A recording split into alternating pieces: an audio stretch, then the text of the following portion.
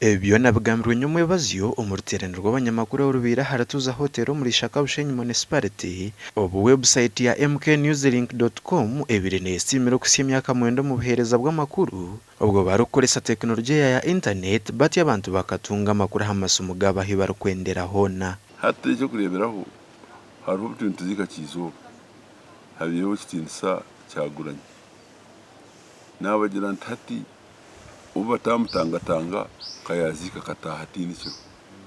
So at times it is necessary okutulugunya abanyamakuru bakora umurimo gwabo.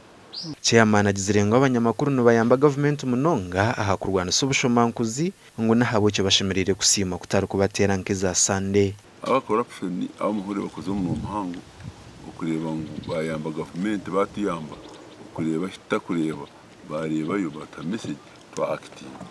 So in the same vein ishimiye to kugezaho kureba ngo at least twayamba abanyamakuru emisoro yaza hasi.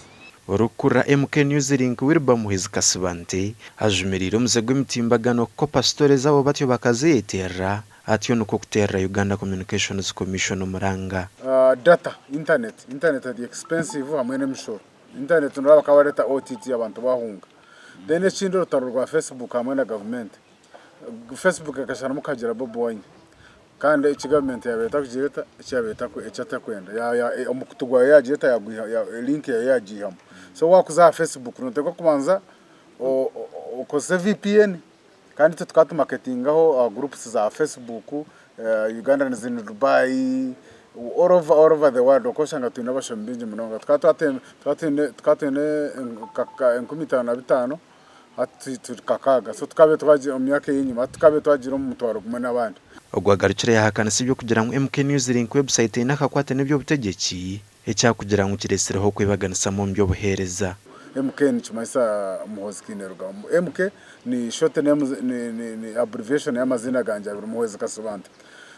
Kandi the first son does not have shares in the company. Taine shares company na MK News Link. Kandi orango hari umunamahurire Orient Lieutenant General no wama. Itetiye wama nyondi wamahurire company na yanje.